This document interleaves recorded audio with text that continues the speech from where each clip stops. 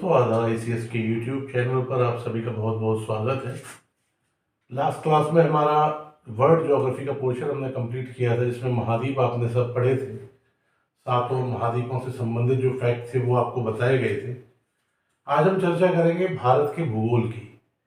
तो भारत से संबंधित जो बातें हैं, जो फैक्ट्स हैं, वो आपको आज से लिखाए जाएंगे, तो उसके लिए आप तैयार रहें। तो शुरू करते हैं। पहले हेडिंग बनाइए, भारत का भूगोल।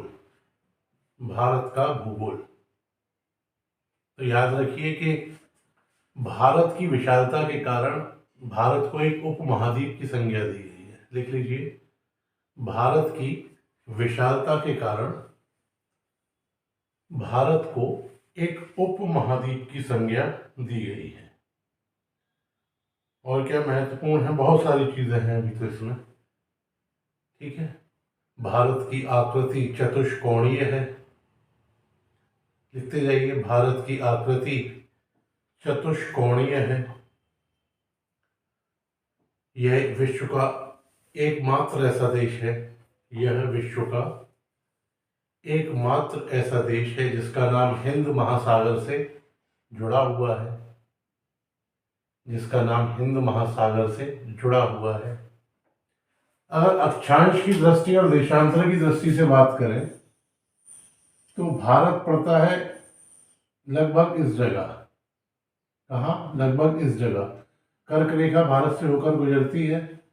तो अक्षांश की दृष्टि से भारत उत्तरी गोलार्ध का देश है और देशांतर की दृष्टि से पूर्वी गोलार्ध का देश है।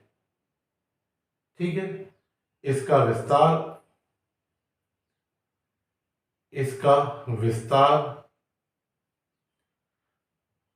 दक्षिण से उत्तर की ओर, दक्षिण से उत्तर की ओर 8 डिग्री 4 मिनट तथा दक्षिण में 8 डिग्री 4 मिनट से उत्तर में 37 डिग्री 6 मिनट तक उत्तरी अक्षांश में। इसकी क्या स्थिति है? उत्तर दक्षिण में विस्तार कितना है इसका? आपको याद रखना है तो सीधे आप याद रखिए 84 और 376। ठीक है, तथा पश्चिम से पूर्व की बात करें तो 68 टू पूर्व में कितना है? 97 टू 5 मिनट।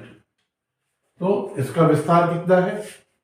यह उत्तर से लेकर दक्षिण तक, ठीक है, और पूर्व से पश्चिम तक। क्लियर?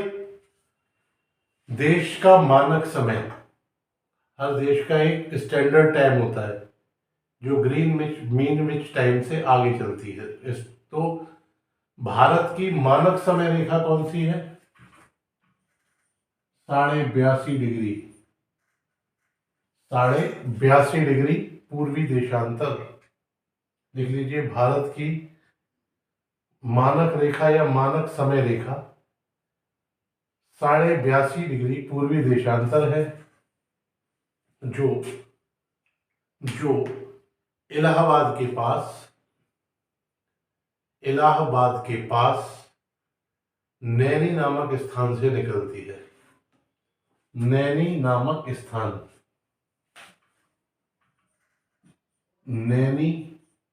नामक स्थान से निकलती है। यह GMT ग्रीनविच टाइम से कितनी आगे है? तो लिख लीजिए, यह ग्रीनविच समय से 5.5 घंटे आगे है। ग्रीनविच समय से 5.5 घंटे आगे है। अब आगे बात करते हैं कि मानक समय रेखा गुजरती कहाँ से है। तो याद रखिए, मानक लिख लीजिए, भारतीय मानक समय रेखा कुल 5 राज्य कौन कौन से? उत्तर प्रदेश, मध्य प्रदेश, छत्तीसगढ़। उत्तर प्रदेश, मध्य प्रदेश, छत्तीसगढ़, उड़ीसा एवं आंध्र प्रदेश। तो जो IST है, स्टैंडर्ड टाइमलाइन है, वो कहाँ से भारत की गुजरती है? 5 राज्यों से, UP, MP, छत्तीसगढ़, आंध्र प्रदेश और उड़ीसा। ठीक, अब क्षेत्रफल की दृष्टि से लिखिए, क्षेत्रफल की दृष्टि से भारत विश्व का 7वां बड़ा देश है। भारत विश्व का 7वां बड़ा देश है। सबसे बड़ा देश क्षेत्रफल की दृष्टि से कौन सा है, लिखा चुके हैं आपको, रूस। तो 7वां बड़ा देश है। क्लियर, सब लिख लीजिए। वहां आगे भारत से बड़े क्षेत्रफल वाले देश कौन कौन से हैं, ये भी लिख लीजिए। बेसिक याद इनके ऊपर के दो दो रखना, जैसे इसमें लिखा रहे हैं रूस, कनाडा, चीन। लिखिए पहले, रूस, कनाडा, चीन, अमेरिका, ब्राजील और ऑस्ट्रेलिया। अमेरिका, ब्राजील और ऑस्ट्रेलिया। तो सबसे बड़े देशों में आपको याद रखने हैं रूस और कनाडा, और भारत का याद रखना है 7वां नंबर। ठीक है, आगे लिखिए। भारत का विस्तार, भारत का विस्तार उत्तर से दक्षिण दिशा में, उत्तर से दक्षिण दिशा में 3,214 किलोमीटर, 3,214 किलोमीटर तथा पूर्व से पश्चिम दिशा में 2,933 किलोमीटर है। पूर्व से पश्चिम दिशा में 2,933 किलोमीटर है। सारे फैक्चुअल्स हैं, ये आपको याद रखने हैं, याद करने हैं, बार बार पढ़ेंगे या वीडियो ईयरफोन लगा के कान में बार बार सुनिए, ताकि ये चीज़ें आपके माइंड में सेट हो जाए। ठीक है, अब बात करते हैं भारत के पड़ोसी देशों के साथ सीमा। तो याद रखिएगा कि भारत के पड़ोसी देशों के साथ सीमा में सबसे लंबी सीमा भारत और बांग्लादेश के बीच है। भारत की अगर आपसे पूछता है सबसे लंबी सीमा किस देश के साथ लगी हुई है, तो इसका जो सही जवाब होगा वो होगा बांग्लादेश। तो भारत का लिख लो, सब भारत के साथ, भारत ऐसे लिखो, भारत के साथ पड़ोसी देशों के साथ सीमा विस्तार। सबसे बड़ी सीमा भारत बांग्लादेश कितनी है, 4,096.7 किलोमीटर, 4096.7 किलोमीटर। मेरे ख्याल से किलोमीटर्स की आपको जरूरत नहीं है, तो व्यर्थ में अपने लिए ही नोट्स इतना हैवी ना करें, हमें कुछ नहीं, हम बता देंगे।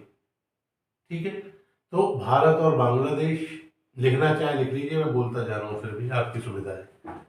भारत और चीन इसके बाद दूसरे नंबर पे, इसकी है 3,488 किलोमीटर। इसके बाद है भारत और पाकिस्तान तीसरे नंबर पर, 3,323 किलोमीटर।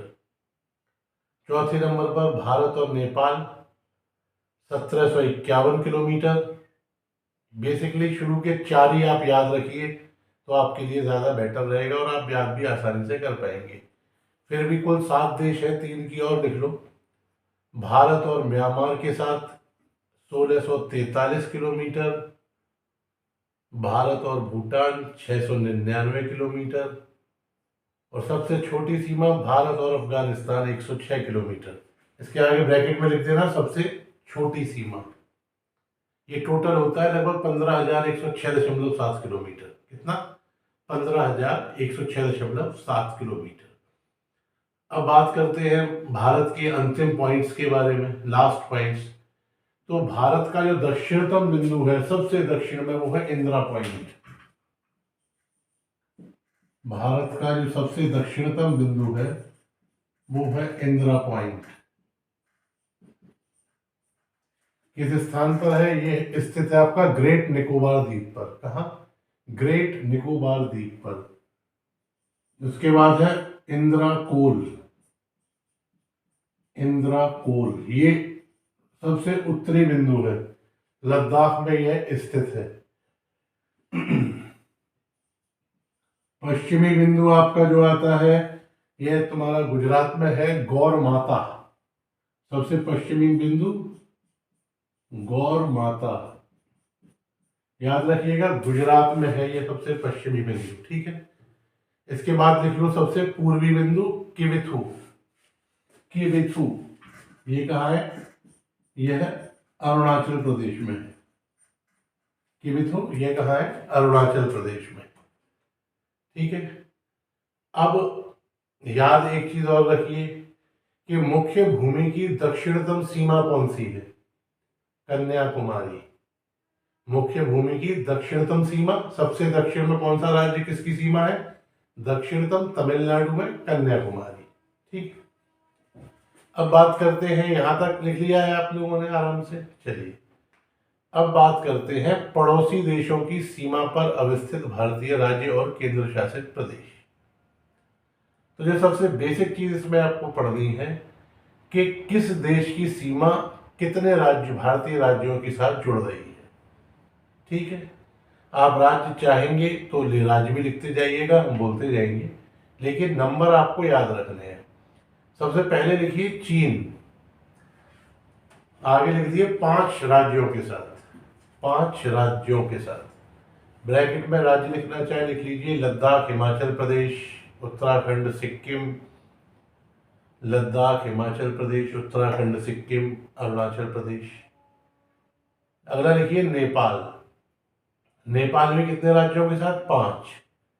उत्तर प्रदेश, उत्तराखंड, बिहार, पश्चिम बंगाल और सिक्किम। कौन कौन से? उत्तर प्रदेश, उत्तराखंड और बिहार, पश्चिम बंगाल और सिक्किम। अगला देश लिखिए बांग्लादेश, इसके साथ भी 5। पश्चिम बंगाल, असम, मेघालय, त्रिपुरा, मिजोरम। पश्चिम बंगाल, असम, मेघालय, त्रिपुरा, मिजोरम। अगला फिर पाकिस्तान, इसके साथ कितने? 5। गुजरात, राजस्थान, पंजाब, जम्मू कश्मीर, लद्दाख। गुजरात, राजस्थान, पंजाब, जम्मू कश्मीर, लद्दाख। अगला लिखिए म्यांमार। म्यांमार के साथ कितने हैं? 4। अरुणाचल प्रदेश, नागालैंड, मणिपुर और मिजोरम। अरुणाचल प्रदेश, नागालैंड, मणिपुर और मिजोरम। अगला देश भूटान, इसके साथ भी 4। सिक्किम, पश्चिम बंगाल, असम, अरुणाचल प्रदेश। और लास्ट अफगानिस्तान के साथ 1, लद्दाख। ठीक है, यहां तक क्लियर? अब लिखिए शीर्ष 5 क्षेत्रफल वाले राज्य। सर्वाधिक क्षेत्रफल वाले 5 राज्य कौन कौन से हैं? राजस्थान, मध्य प्रदेश, महाराष्ट्र, उत्तर प्रदेश और गुजरात। सर्वाधिक क्षेत्रफल किसका है? चाहे तो ऊपर के 2 याद रखिए, राजस्थान, मध्य प्रदेश, फिर महाराष्ट्र, यूपी, गुजरात। ठीक है, इसमें आपको थोड़ा सेलेक्टिव होना चाहिए। जो बच्चे पूरा याद कर सकते हैं उनके लिए वेल एंड गुड, जो नहीं कर सकते उन्हें थोड़ा देखना पड़ेगा। अब बात करते हैं कि भारत में शीर्ष 5 क्षेत्रफल वाले जिले कौन कौन से हैं। सबसे बड़ा है कच्छ, गुजरात। कच्छ, गुजरात। उसके बाद दूसरे नंबर पर आता है लेह, लद्दाख में। उसके बाद नंबर है जैसलमेर, बीकानेर और बाड़मेर का। जैसलमेर, बीकानेर और बाड़मेर तीनों कहाँ है? राजस्थान में। लिख लिया यहां तक? चलिए अब बात करते हैं सबसे बड़ी तटरेखा वाले राज्य या केंद्र शासित प्रदेश। ठीक है, तो सबसे बड़ी तटरेखा वाला केंद्र शासित प्रदेश कौन सा है? अंडमान निकोबार। और सबसे बड़ी तटरेखा वाला राज्य है गुजरात। अगर दक्षिण भारत में सबसे बड़ी तटरेखा वाला राज्य आपसे पूछता है तो आपका आंसर होगा आंध्र प्रदेश। ठीक है, अगर आपसे क्वेश्चन में वह पूछता है केंद्र शासित प्रदेश तो अंडमान निकोबार, आपसे पूछता है सबसे लंबी तटरेखा वाला राज्य तो गुजरात, और दक्षिण भारत में सबसे लंबी तटरेखा वाला राज्य पूछता है तो आंध्र प्रदेश। ठीक है, आंध्र प्रदेश के बाद तमिलनाडु, महाराष्ट्र, केरल, उड़ीसा, कर्नाटक, इनके नंबर आते हैं, लेकिन जो महत्वपूर्ण है वो आपको इतने ही जानने हैं। क्लियर? चलिए अब बात करते हैं प्रमुख अंतरराष्ट्रीय सीमा रेखाओं की। तो भारत और चीन के बीच में कौन सी सीमा रेखा है? मैकमोहन सीमा रेखा। मैकमोहन सीमा रेखा भारत और चीन के बीच में। इसका निर्धारण हुआ था 27 अप्रैल 1914 को। लिखना चाहे लिखिए, छोड़ना चाहे छोड़ दीजिए। भारत और पाकिस्तान के बीच रेड क्लिफ रेखा,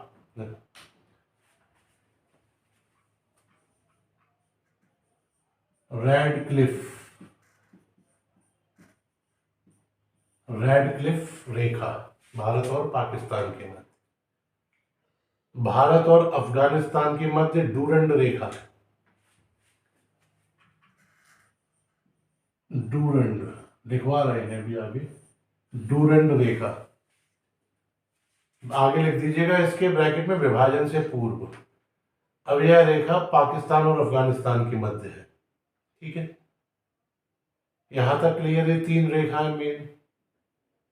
अब बात कीजिए प्रमुख चैनल कौन कौन से हैं या जल डमरू मध्य किस किस स्थान को बांटते हैं। इंदिरा पॉइंट और इंडोनेशिया के मध्य लिख लीजिए, इंदिरा पॉइंट और इंडोनेशिया के मध्य ग्रेट चैनल पाया जाता है, ग्रेट चैनल पाया जाता है। अगला लिखिए लघु अंडमान और कार निकोबार, लघु अंडमान और कार निकोबार के मध्य 10 डिग्री चैनल पाया जाता है, के मध्य 10 डिग्री चैनल पाया जाता है। अगला देखो मिनिकॉय और लक्षद्वीप, मिनिकॉय और लक्षद्वीप, मिनिकॉय और लक्षद्वीप के बीच में 9 डिग्री चैनल पाया जाता है। कितना? 9 डिग्री चैनल पाया जाता है। आगे देखो मालदीव और मिनिकॉय के बीच, मालदीव और मिनिकॉय के बीच 8 डिग्री चैनल पाया जाता है। ठीक है, भारत और श्रीलंका के मध्य, भारत और श्रीलंका के मध्य क्या क्या मिलता है? मन्नार की खाड़ी और पाक जल संधि, मन्नार की खाड़ी और पाक जल संधि। ठीक है, अगली महत्वपूर्ण चीज, भारत से कौन सी अक्षांश रेखा होकर गुजरती है? कर्क रेखा। कौन सी? कर्क रेखा।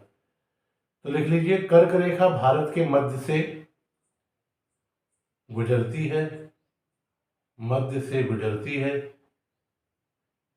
जो 8 राज्यों से होकर निकलती है, जो 8 राज्यों से होकर निकलती है। ये सारे याद रखने पड़ेंगे।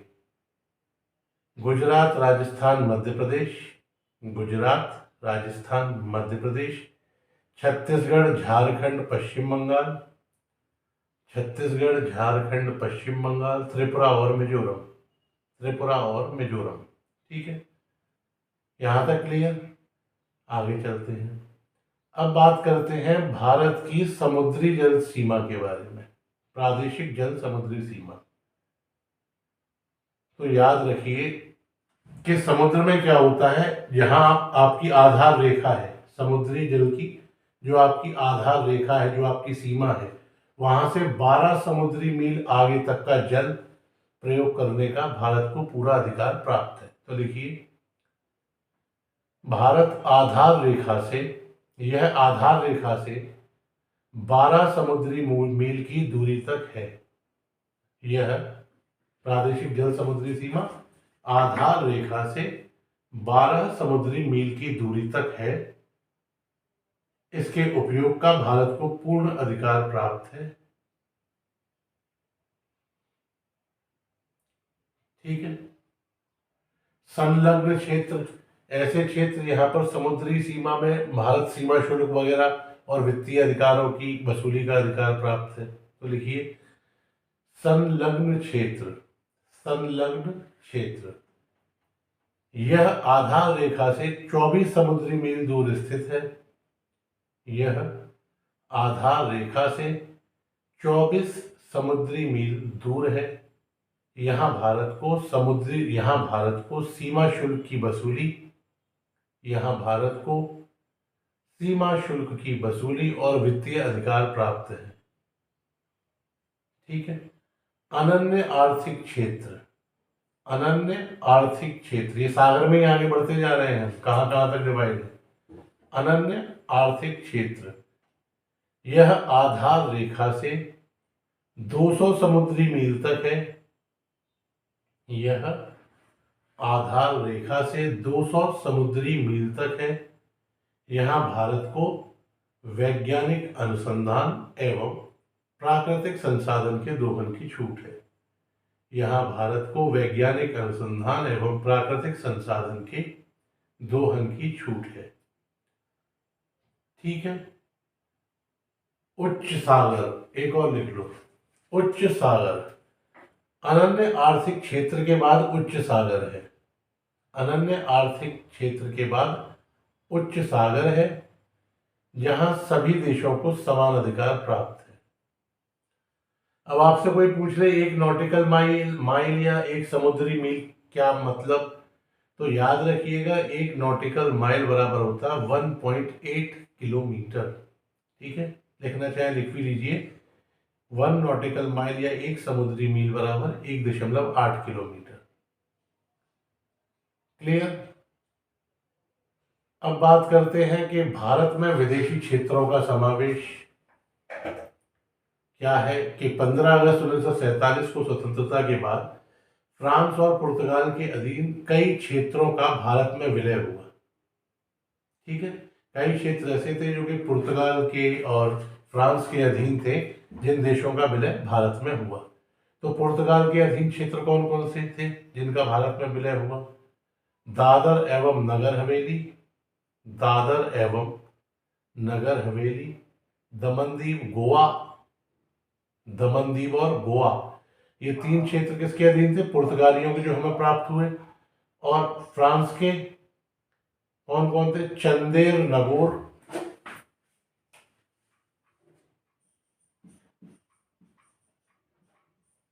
चंदेर नगोर, करकाइल, कराईकल लिख लो आप, कराईकल,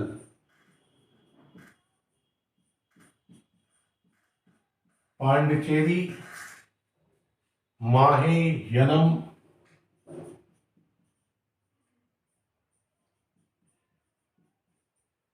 माहे यनम, ये पांचों क्षेत्र किसके अधीन थे? ये पांचों क्षेत्र फ्रांस के अधीन थे उस टाइम। ठीक है, तो मई 1957 को 56वें संविधान संशोधन द्वारा, लिख लो मई 1987 को, 1987 को, मई 1987 को 56वें संविधान संशोधन द्वारा गोवा भारत का 25वां राज्य बना। गोवा भारत का 25वां राज्य बना। ठीक है, अब आपसे कोई पूछे कि भारत का वह राज्य जो 3 तरफ से बांग्लादेश से घिरा हुआ है, आंसर क्या होगा? आंसर होगा इसका त्रिपुरा। लिख लीजिए, त्रिपुरा राज्य 3 तरफ से बांग्लादेश से घिरा है। त्रिपुरा राज्य 3 तरफ से बांग्लादेश से घिरा है। त्रिपुरा और बांग्लादेश की सीमा को, त्रिपुरा और बांग्लादेश की सीमा को शून्य रेखा कहा जाता है। शून्य रेखा कहा जाता है। ठीक है, अब भारतीय उपमहाद्वीप, जैसा कि आपको बताया भारत को उपमहाद्वीप भी भारतीय क्षेत्रों को कहा जाता है, तो इस भारतीय उपमहाद्वीप में शामिल देशों के नाम लिख लीजिए। देखिए, भारतीय उपमहाद्वीप में शामिल हैं, डैश देकर, पहले तो 3 मेन, भारत, पाकिस्तान, बांग्लादेश, उसके बाद नेपाल और भूटान। ठीक है, क्लियर यहां तक। अब बात करते हैं आगे कि पुडुचेरी केंद्र शासित जो क्षेत्र है उसमें कौन कौन से भाग शामिल हैं। पुडुचेरी केंद्र शासित क्षेत्र में कौन कौन से भाग शामिल हैं? एक आता है माहे, केरल का क्षेत्र है, माहे केरल लिख लीजिए ब्रैकेट में, कराईकल और पांडिचेरी तमिलनाडु, और यनम आंध्र प्रदेश, आंध्र प्रदेश। एक और महत्वपूर्ण फैक्ट डालिए कि अंडमान एवं निकोबार द्वीप समूह को, अंडमान एवं निकोबार द्वीप समूह को मरकत या एमरोल्ड द्वीप के नाम से भी जाना जाता है। मरकत या एमरोल्ड द्वीप समूह के नाम से भी जाना जाता है। ठीक है। अब देखिए, भारत के पूर्वोत्तर राज्य जिनकी सीमाएं बांग्लादेश से नहीं मिलती,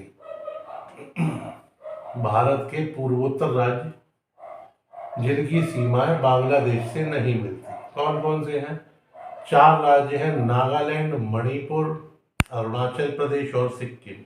कौन कौन से? नागालैंड, मणिपुर, अरुणाचल प्रदेश और सिक्किम। ठीक है। मैकमोहन रेखा चीन और भारत के बीच किस राज्य में स्थित है? ये भी लिख लीजिए। मैकमोहन रेखा चीन और भारत के बीच अरुणाचल प्रदेश राज्य में स्थित है। अरुणाचल प्रदेश राज्य में स्थित है। ठीक है, यहां तक। अगला देखिए, नेपाल, भूटान एवं चीन। नेपाल, भूटान एवं चीन की सीमाओं से मिलने वाला भारतीय